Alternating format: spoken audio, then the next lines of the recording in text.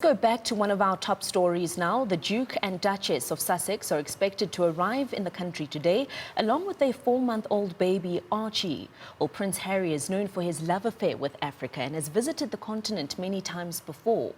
To unpack the story, I'm joined now by political analyst Mightie and Chris Thurman, Wits Associate Professor in the School of Literature, Language and Media. A very good morning to you, and thanks so much for joining us. I mean, we know the details behind this visit. We know that it's Prince Harry's first visit with his family to South Africa.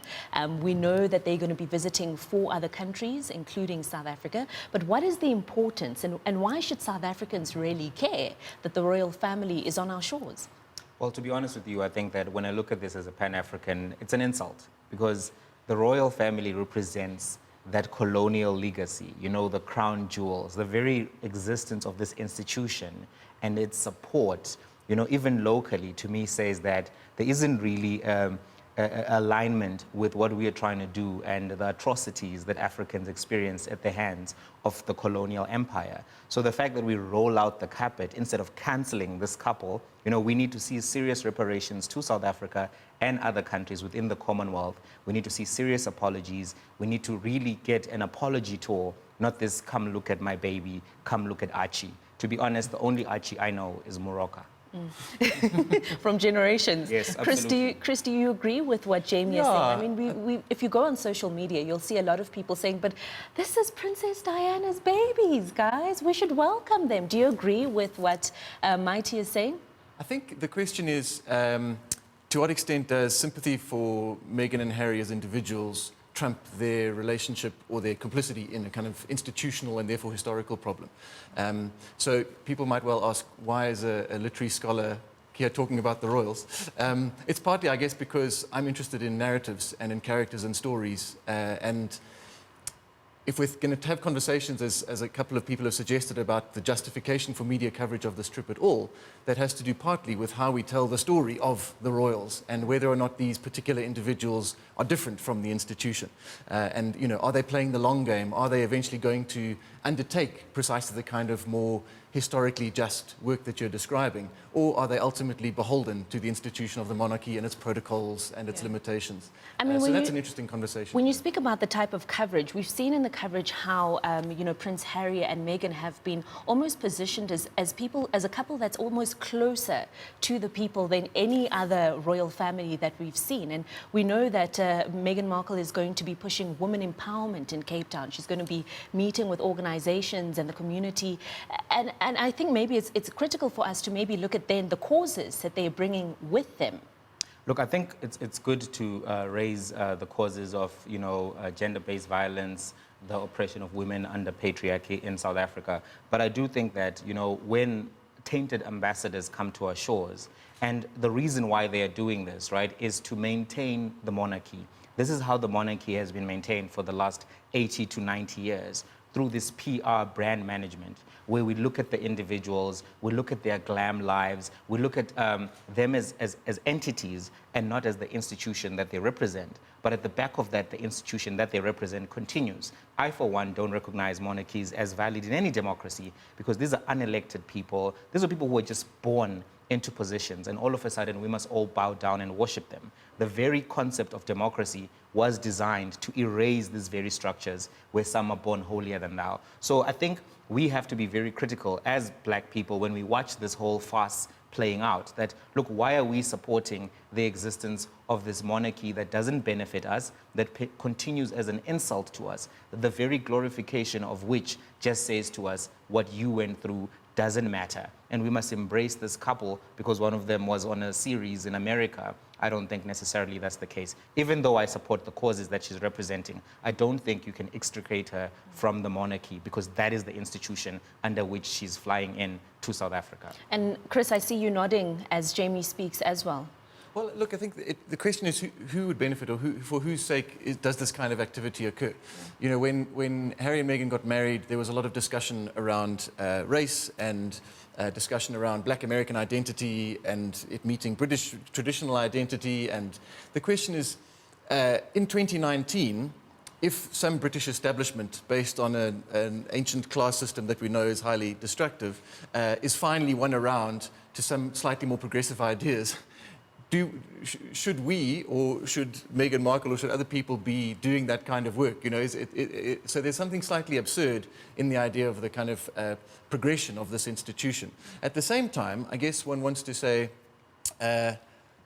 if the monarchy is going to shift as a brand into basically a kind of charitable organization that raises funds and pushes time and attention and money towards worthwhile causes, what is the tipping point where one can say that charitable work is now overcoming or undoing both the symbolic, kind of centuries-long oppression that I think the monarchy does represent to many people around the world, but also, the day-to-day cost to the British taxpayer, for example. So there's something, I think, in the age of Brexit and the recognition that there's something fundamentally broken about Britain as a society in the way that it sees itself. There's a great danger that our attachment to these individuals can help us to kind of gloss over those deeper political problems. Yeah. Alternatively, you could say that they bring attention to those problems, so expose the deep kind of racism even in 21st century Britain. Yeah. So it can cut both ways. But I think, you were talking about Meghan as a TV star. I actually got the call to come onto the show when I was about to go and watch Downton Abbey. And like a lot of people, I'm really interested in Downton Abbey, and I watch The Crown, and it's great fun. And I have to be aware of my own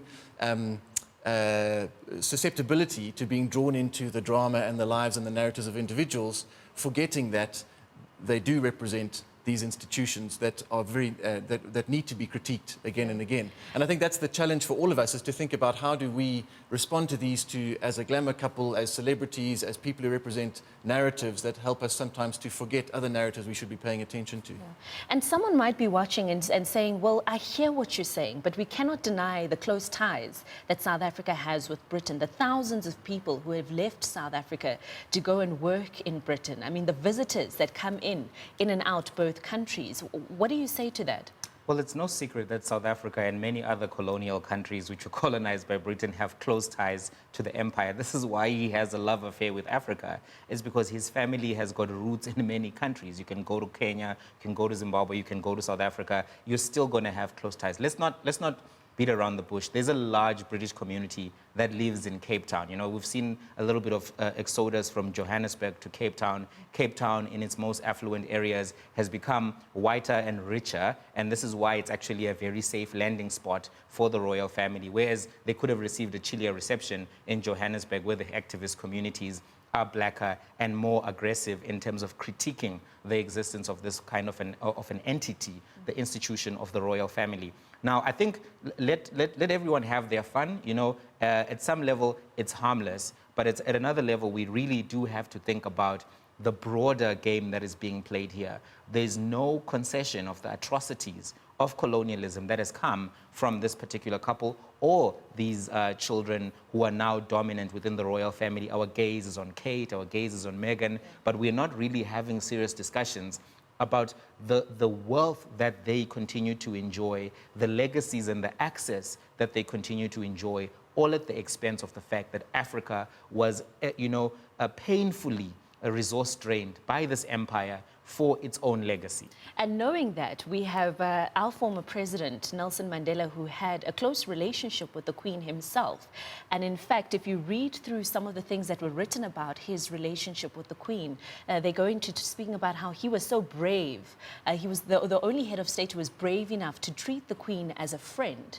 And so we saw even last year, I think it was, when the Queen came in and handed over letters that she had written to the former president, to President Cyril Ramaphosa. So what do you make of that type of relationship? Because it seems as though those ties have been there for centuries, for years. Look, I think the British people clearly love their monarchy. They want to have it exist. They want to keep pretending that it matters. But I don't think that we as young Africans need to continue with any legacy that we find problematic. We need to look at these institutions. I mean, the crown jewels that the Queen wears, are stolen South African diamonds that De Beers just gave to her as a peacemaking type of thing. We can't just celebrate this institution as if we're ahistorical, right?